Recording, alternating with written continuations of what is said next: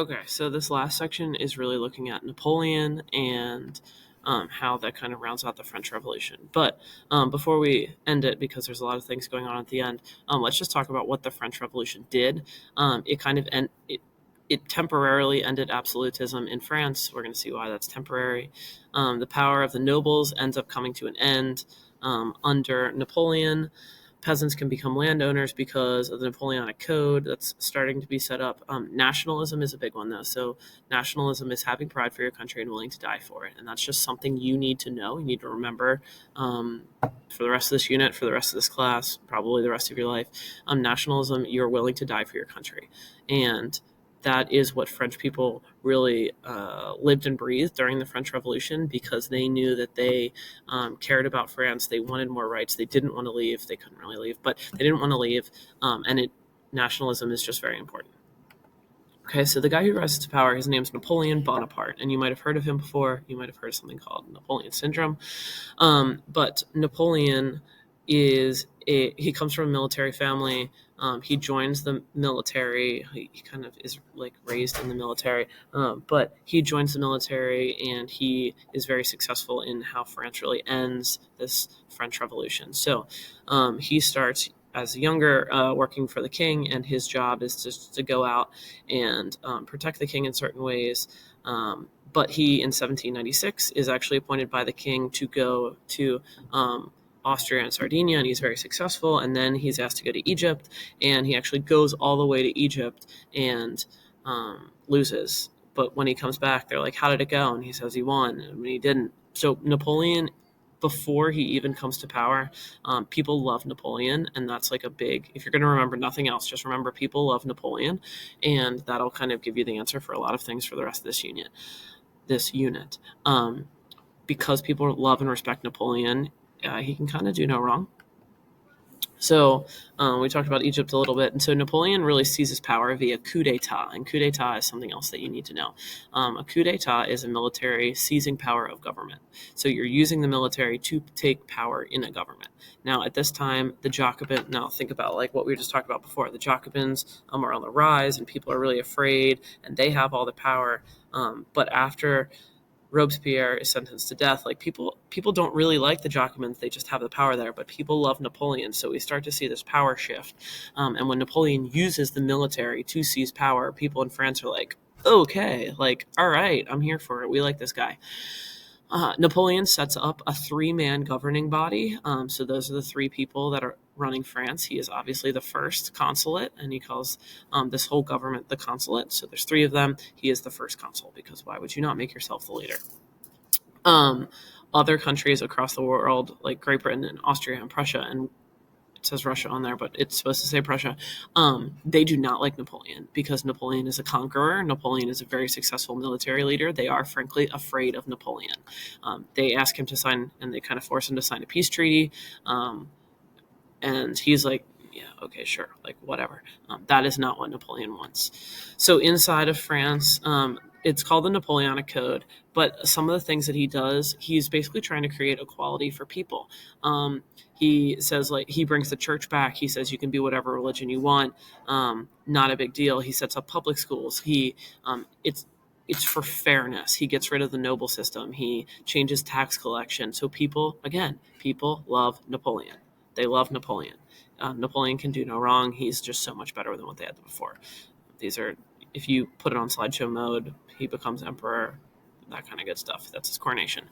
Napoleon's goal, for lack of better terms, is to take over the world. So one of the things that he does in order to fund this adventure he's about to go on is sells off the Louisiana Territory. So, like, this is kind of full circle history moment.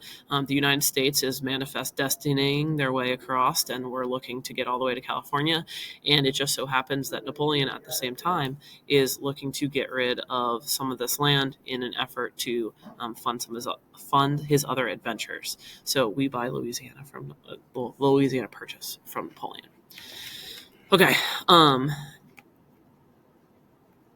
Just take a peep at this map. It's going to become important. Napoleon is very successful. One of the only battles Napoleon loses in his reign to kind of take over all of Europe is the Battle of Trafalgar. So Napoleon very quickly shifts to, let me just go back to this map. Napoleon very quickly shifts to taking control of everything in Europe. And so France is here. He has everything that's outlined in pink, and that's really what he wants to take over. There are 3 places on this map that Napoleon wants to control but does not yet control, and that is Portugal, Great Britain, and Russia. He is not going to go after the Ottomans. Those 3, Russia, Great Britain, and Portugal, those 3 things cause his demise. So remember this map, maybe pull them up as I talk through it, but I need to switch slides. So we're going to talk about Great Britain first. He knows that he will not win a naval battle against the British, so his idea is to suffocate them out, and in military we call this a blockade. So just to switch back really quick, Napoleon sets up his own navy around Great Britain, and he basically says, like, I know I can't beat you in a battle necessarily, so I will just suffocate your import-export, and I'll suffocate your economy. That does not work because Napoleon realizes that, oh no, France actually needs a lot of Great Britain's import and export more than Great Britain needs France's. So what he set up, that blockade, we called that the Continental System, it was unsuccessful because of the import-export. Like, France needed Great Britain's stuff, so he had to end up calling off the Continental System, or the blockade. The second thing, so he goes to Portugal. He wants Portugal. It's not part of them. It's a great access point. He needs Portugal. So he, in an effort to invade Portugal, takes his troops and tries to march them through Spain. There's a ton of mountains right here, but he marches his troops through Spain. Now, the Spanish want nothing to do with Napoleon. So as soon as he marches his troops through Spain, we call this the Peninsula War, marches his troops through Spain, the Spanish practice guerrilla warfare against Napoleon, and guerrilla warfare can best be summarized by Home Alone. So in Home Alone, Kevin, the main character, I hope you've seen Home Alone, Kevin, he knows his house really well. He is pranking the, what are they called? The wet bandits, those guys that are trying to break into his house. He knows his house really well. He keeps throwing things on the wet bandits and then running away. That's guerrilla warfare. Guerrilla warfare is, you know the terrain really well, you surprise attack very quickly and then retreat. But you know the terrain better than the people that are invading. So Napoleon marches his troops through here. The Spanish practice guerrilla warfare, which is right here. And Napoleon ends up losing 30,000 men in the Peninsula War. So that was not good for his troops. The final thing is the invasion of Russia. Russia, there's 3 things you really need to know about Russia, and they're very, very simple. Russia is really big, it's really cold, and they will burn it to the ground. Okay, those 3 things, if you remember them, like, you will remember everything for the rest of this course, no big deal. Okay, it's really big, it's really cold, and they will burn it to the ground. So Napoleon starts to invade Russia, and because Russia is really big, this map doesn't show it, but pull one up yourself. Because Russia is really big, they have no problem retreating. Retreating is like backing up. When they retreat, they burn everything to the ground. They burn houses, they burn barns, they burn fields, they burn cities. They have no problem burning everything to the ground because, hold on. Okay, so they have no problem burning it all to the ground because when whoever is attacking them, they have nothing. They have no food. They have nowhere to stay. They have nothing. So by burning it to the ground, it's actually like an offensive and a defensive strategy at the same time. And that idea, it's right here. It's called scorched earth policy. Okay, Napoleon's really fired up at Russia because they're selling grain to Great Britain. So, like, they're funding an enemy, basically. So Napoleon invades Russia. They burn it to the ground. They retreat. And they know that eventually, Russia's really cold, that Russian winter will come and you will run out of supplies. It's too far for France to send supplies all the way into Russia. So Russia's basically just waiting. They say, like, we'll just literally wait you out. This holds true in arguably every time Russia's been attacked. It's really cold, it's really big, and they'll burn it to the ground. So just to go back here, Russia's retreating and they're burning and they're retreating and they're burning. Napoleon has 420,000 troops and they have nothing to eat. So now people are starving to death. People are deserting. It's just not good.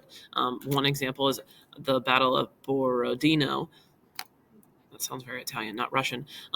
And Russia lost, but they just kept retreating. Well, eventually, Napoleon's men started deserting, and meaning they were leaving, and they just had nothing. So the Russians won. Okay, those three things, you need to know them for the test. I'm telling you right now. That causes Napoleon's demise. That was like Napoleon's downfall. Those three things are why Napoleon starts to lose his hold on Europe. So I gotta move this out of the way. Okay. So once Napoleon loses those three things, can I move this? There you go. Those three areas, he's much, much weaker. And the other countries in Europe are like, listen, buddy, you had your fun, you had your reign, you tried to control Europe. We're done here. So they actually banish him to this island called Elba. And Elba is, so like Italy, Tuscany. Elba is off the coast of Italy. And they're like, listen, guy, just stay here. You're banned. We're not going to kill you. You're banished to Elba. Do not come back. And Elba looks like this picture off to the right that I'll eventually drag in. But when they banished Napoleon to Elba, they put Louis the 18th on the throne. Okay, so the French Revolution, we are back to a monarch. Louis the 18th takes the throne. This picture will not come over. Anyway, Elba looks like the Caribbean. It looks great. I want to go to Elba.